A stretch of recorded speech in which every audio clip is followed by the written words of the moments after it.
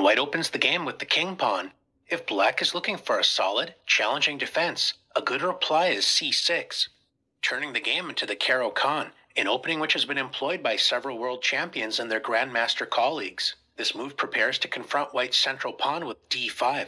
Opening the game with c6 does not significantly help black's development, so white may focus on rapid development and try to build an initiative against black's solid setup. Since black is not directly challenging white's center for the moment, a sensible response is to grab more space in the center with d4.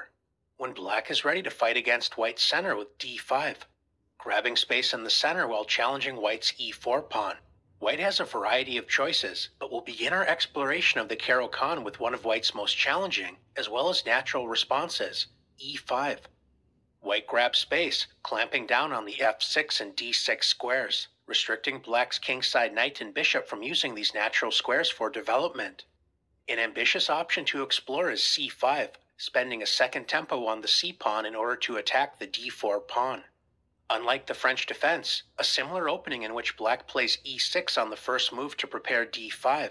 In the Caro-Kann, black's light-squared bishop is not blocked by a pawn, so black's most popular choice is to play bishop f5, activating the light-squared bishop before preparing to close the center with e6.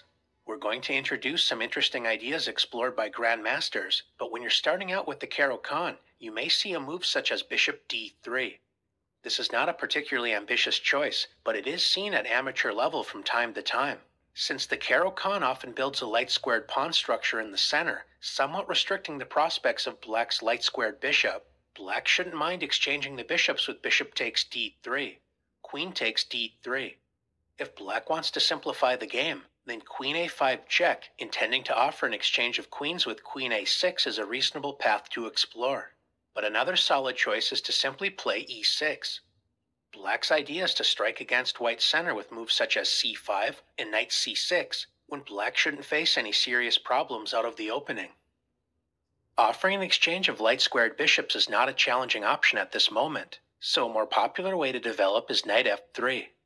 Focusing on kingside development while supporting the center. Now that the light-squared bishop has entered the action, black can solidify the center with e6.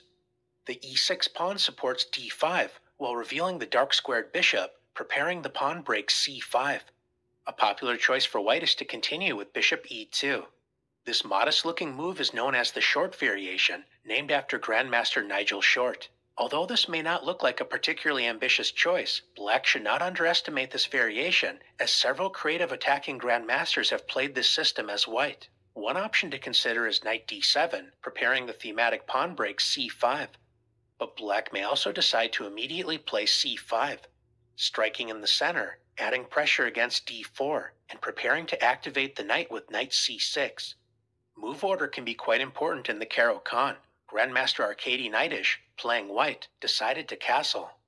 Of course, there's nothing wrong with this move, but his opponent, former world champion Vishwanathan Anand, was able to continue comfortably with knight c6, adding another attacker against the d4 pawn.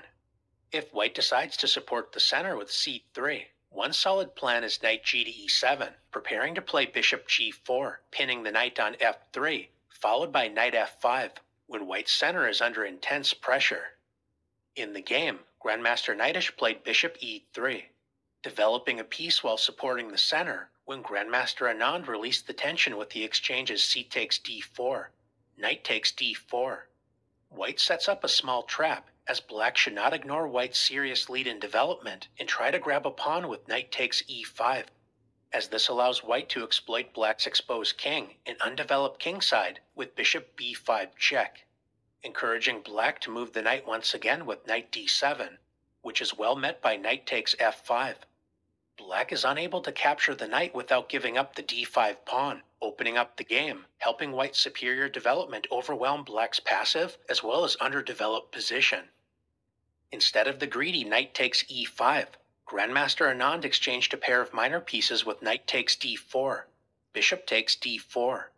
Black needs to activate the kingside, and the e5 pawn still has a cramping effect by denying black's knight access to the f6 square. This was no problem for Anand as he played knight e7. Black's plan is simple. He's going to play knight c6, adding pressure against d4 and e5. followed by bishop e7 and castling kingside. Grandmaster Knightish tried to open the position before black was able to comfortably complete his plan with c4. But black simply resolved the central tension with d takes c4, bishop takes c4, and then continued the plan by playing knight c6, threatening white's bishop while adding pressure against the e5 pawn. So white pinned the knight with bishop b5. Black prepared kingside castling while developing the bishop to e7. In the game, white decided to play knight c3, allowing black to castle with a comfortable position. Not only did Grandmaster Anand solve his opening problems, he went on to win the game. If white tried to discourage black from castling with queen a4, adding a second attacker against the pinned knight, black can simply ignore white's idea and castle anyway. The point is that if white plays bishop takes c6, b takes c6, the c6 pawn cannot be captured as this would drop the bishop, and after rook d1, lining up with black's queen, a simple solution is queen c7, connecting the rooks, supporting c6, as well as adding pressure against the e5 pawn. Black enjoys the bishop pair with a comfortable game.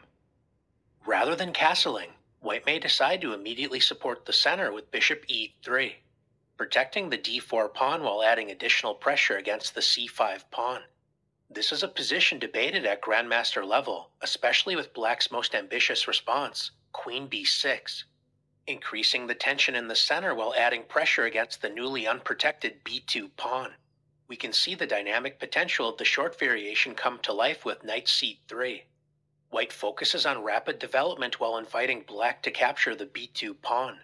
Accepting the pawn is a risky decision as queen takes b2 is well met by the surprising queen b1.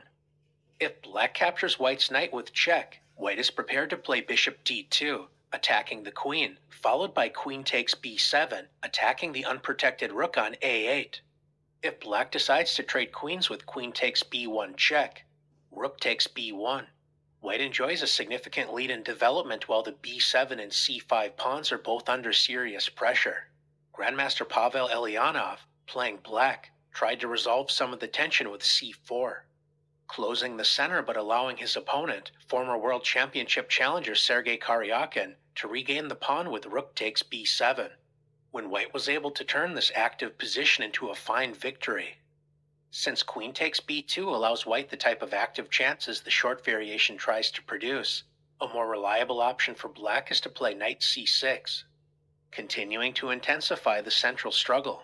One popular option to explore is kingside castling, but it's also important to understand what happens if white decides to relieve the central tension with d takes c5, bishop takes c5. It looks like white is simply helping black catch up in development, but this is not a charitable act. White has a specific idea in mind after trading bishops with bishop takes c5, queen takes c5.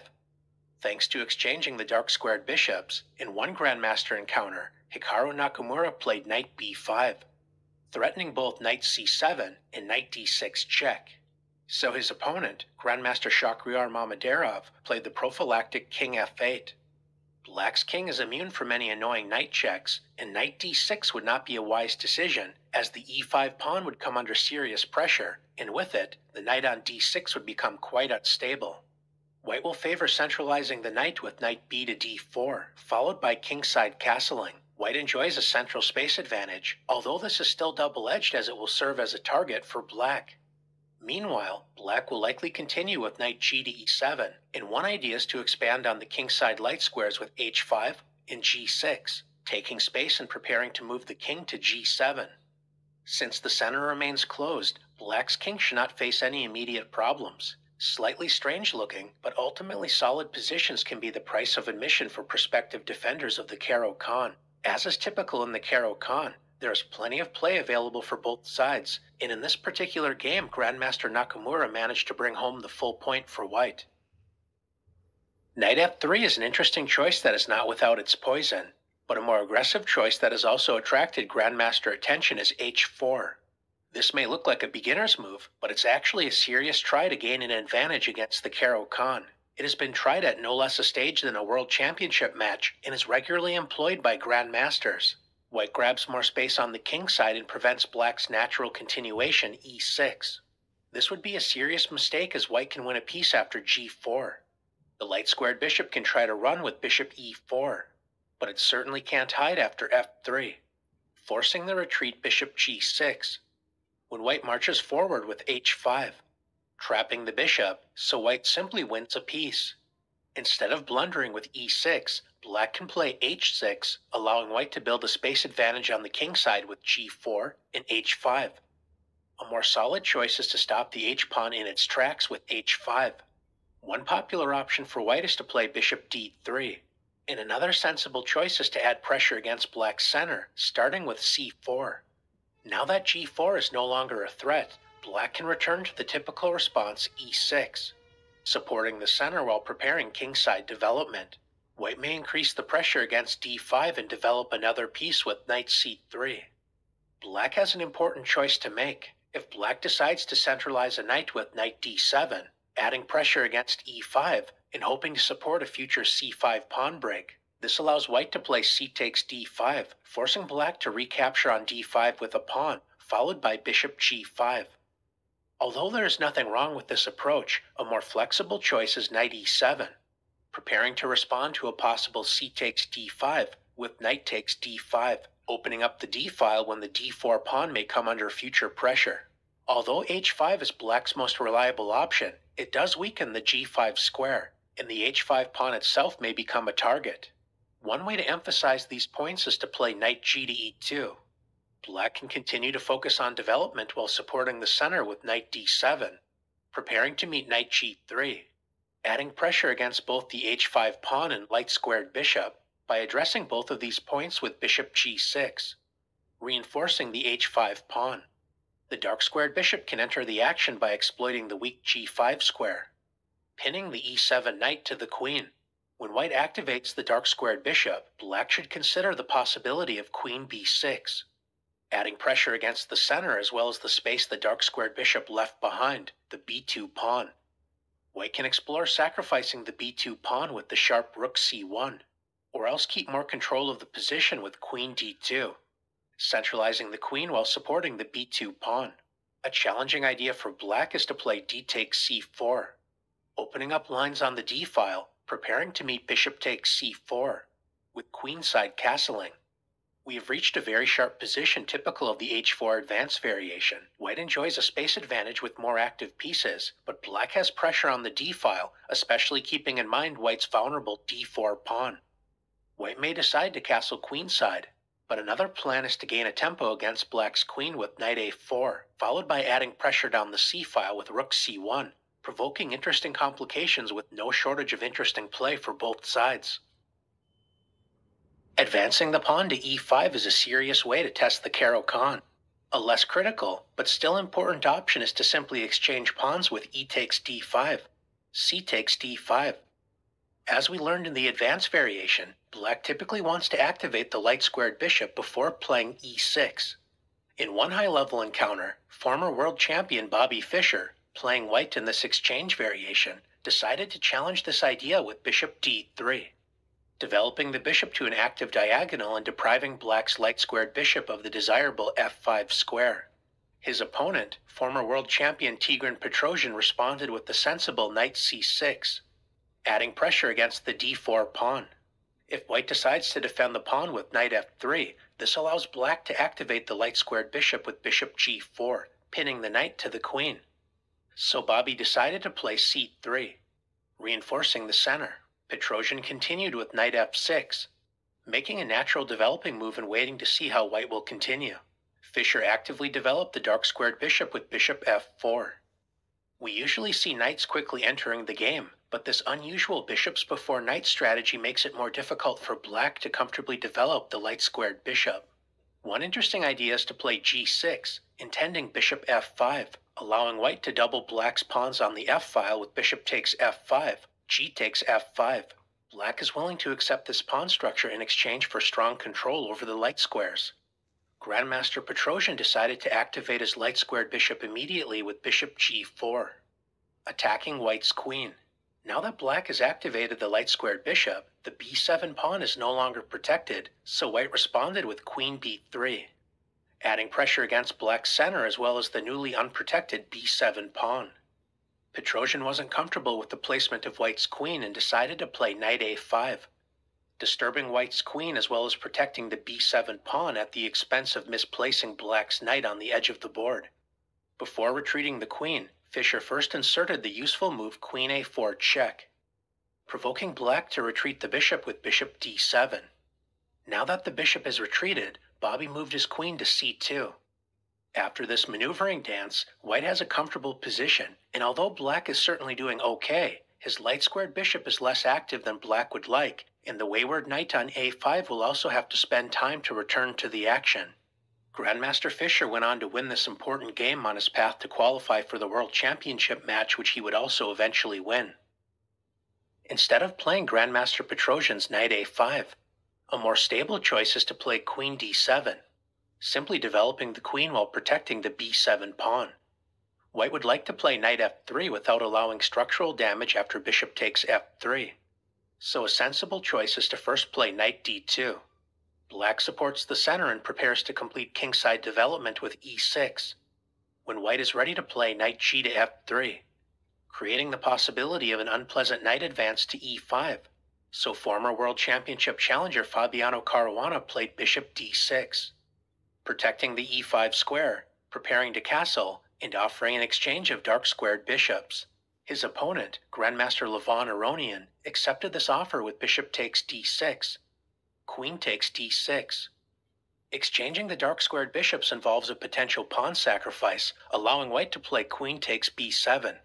Of course, white does not have to accept this sacrifice and may decide to castle, following the simple, safety-first attitude of the exchange variation. But Grandmaster Aronian challenged black to prove compensation after queen takes b7. Although white has captured a pawn, this does open up the b-file, allowing black to generate counterplay with rook b8, forcing the queen to vacate the b-file with queen a6, when black secured the back rank by castling. Black may be down a pawn but enjoys a lead in development with an active position. He's prepared to gain a tempo against the queen with rook b6, followed by doubling rooks with rook f to b8, creating serious pressure down the b-file. Black has full compensation for the pawn, and even managed to win the game after some interesting adventures. Do not let an early exchange on d5 fool you. Instead of the less ambitious, although perfectly reasonable bishop d3, white can turn the game into the more dynamic Panov attack with c4, placing immediate pressure against d5. White is willing to accept an isolated queen's pawn position in order to generate active play. Black's most common response is to support the center with knight f6. The central struggle continues with knight c3. Black has three main ways to deal with this position. If you're looking for a straightforward as well as solid reply, then e6, preparing to complete development modestly with bishop e7, followed by kingside castling, is worth exploring. And the interested viewer is also encouraged to check out lines where black plays bishop b4, adding a Nimzo-Indian flavor to the position. If black wants to sharpen play, g6, preparing a kingside fianchetto to add pressure down the long diagonal, especially the d4 pawn, is also worthy of serious attention. Black's other main choice is to immediately add pressure against white's center with the sensible developing move, knight c6. If white wants to keep the position complicated, then the dynamic bishop g5, attacking a key defender of black's center, is definitely worth exploring. Black can provoke sharp complications with d takes c4, revealing the queen's pressure against white's newly isolated d4 pawn. When in doubt, e6 is certainly a solid choice, and the slightly strange-looking bishop e6, supporting the center, has also proven to be a reliable option for black. Another popular option for white is to simply develop while supporting the center with knight f3.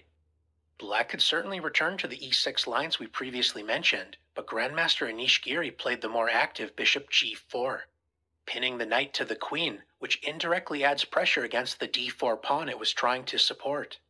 Legendary Grandmaster Vasily Ivanchuk, playing white, showcases one key strategy in the Panov, compromising his pawn structure in order to test black's defensive skills. The complications begin with c takes d5, provoking knight takes d5.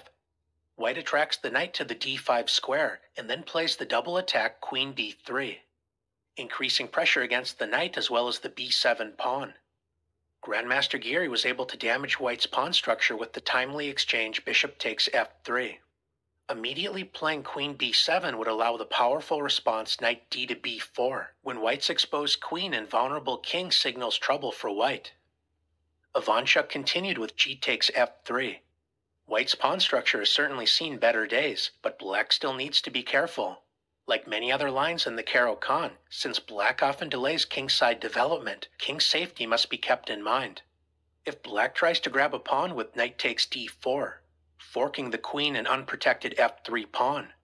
There are several ways to punish this move, but the most straightforward is bishop b5 check. Capturing the knight would allow queen takes b5 check, followed by winning the knight on d5. And if black blocks the check with knight c6, this also loses the knight on d5 without any chances for counterplay. Rather than playing the disastrous knight takes d4, Grandmaster Giri supported his center and prepared kingside development with e6. If black is able to comfortably complete development, then white's terrible pawn structure may prove to be his downfall, so white must play energetically, as Ivanchuk did with queen takes b7, capturing a pawn while attacking the newly undefended knight on c6, so black responded with knight takes d4, provoking the forcing sequence bishop b5 check, knight takes b5. It's important for white not to play automatically, as queen takes b5 allows queen d7, so Ivanchuk inserted the instructive Zwischenzug, queen c6 check.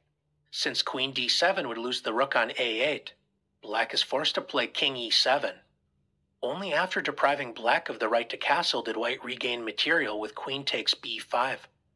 Grandmaster Giri offered a trade of queens with queen d7. Although black's king doesn't look especially healthy on e7, it isn't so easy for white to directly exploit it. If allowed, black may consider f6 and king f7, improving the king's position and also liberating the dark-squared bishop. Ivanchuk decided to exchange knights followed by bishop g5 check, leading to simplifications, ultimately resulting in a draw. Although Grandmaster practice has demonstrated with proper play black should be able to equalize against the Panov, there are many pitfalls to avoid in order to reach such a position. This is certainly an interesting attempt to take a Caro-Kann player out of their comfort zone, so this variation will typically reward the better prepared and more experienced player. We have spent most of our time focusing on white responding to d5 by moving the e4 pawn, but it's also important to consider the natural response knight c3. Simply developing a piece and supporting the center. When white defends the center with a knight, black typically exchanges pawns with d takes e4, knight takes e4. Although the knight enjoys a centralized position, it's vulnerable to attack, so it's no surprise that black's main ideas focus on attacking this piece. One sideline option is knight f6, confronting white's knight, willing to accept doubled f-pawns as a consequence. This is a line that has enjoyed renewed interest at Grandmaster level and should not be underestimated. A more stable way to prepare knight f6 is by first playing knight d7. Known as the Smyslov variation, black is preparing knight g to f6 without compromising the pawn structure. As beginners, we may be taught the trap queen e2, threatening a smothered mate with knight d6. But as long as black doesn't automatically play knight g to f6, white's queen will likely prove misplaced. There is nothing wrong with straightforward development with knight f3, intending bishop c4. But if you're interested in learning more about the Smyslov variation, it's also important to study the lines after white's most ambitious response, knight g5.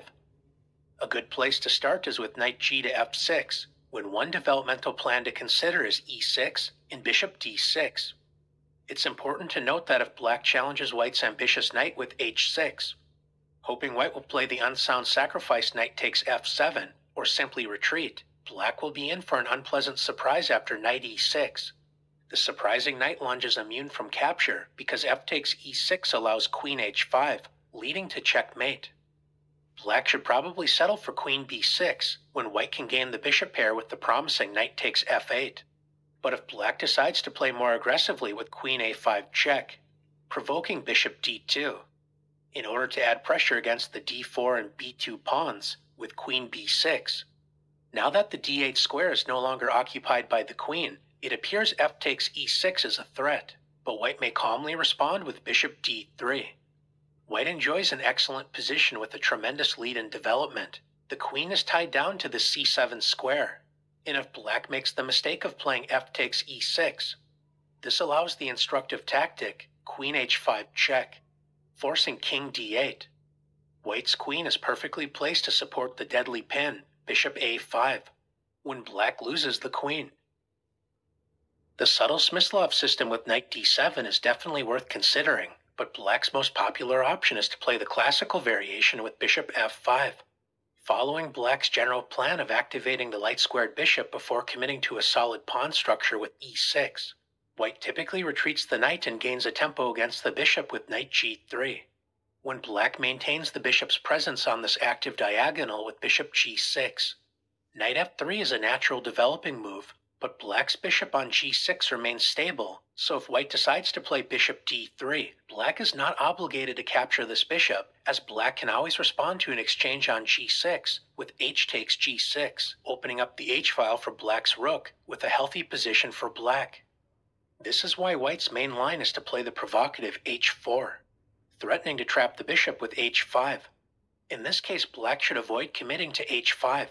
This may look like a stable choice, but one issue black needs to contend with is the maneuver knight h3 to f4, attacking the bishop and h5 pawn. h5 weakens the g5 square, so white may also consider the plan knight f3, preparing to trade bishops with bishop d3. And once the light-squared bishop no longer protects f7, white is ready to play knight g5, intensifying the pressure against the f7 pawn.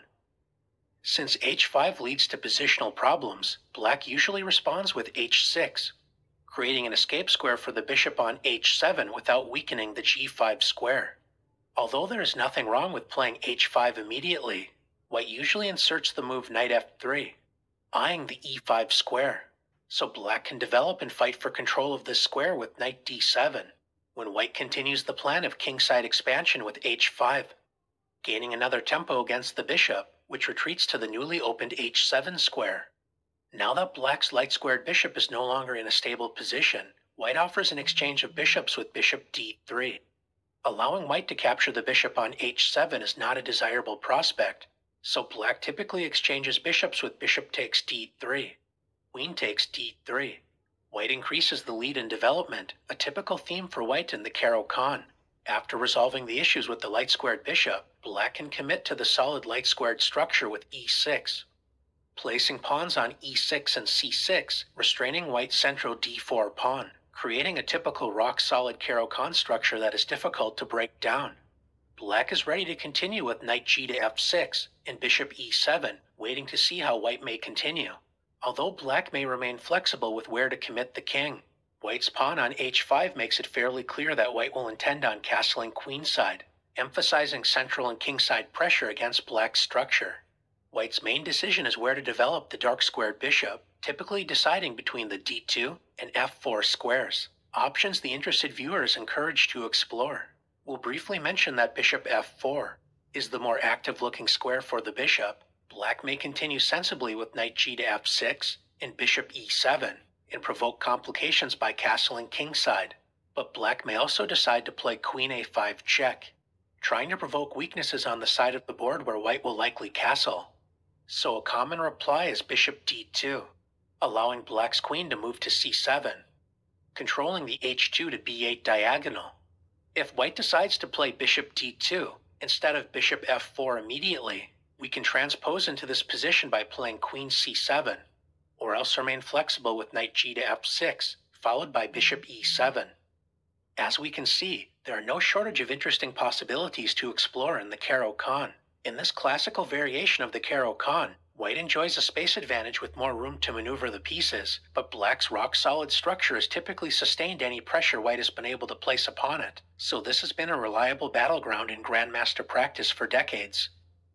The Caro-Kann is one of the most solid ways to respond to e4. This is not an easy opening to crack, so in addition to producing positional maneuvering games, if both sides are willing, there's plenty of scope to inject dynamic play into the position.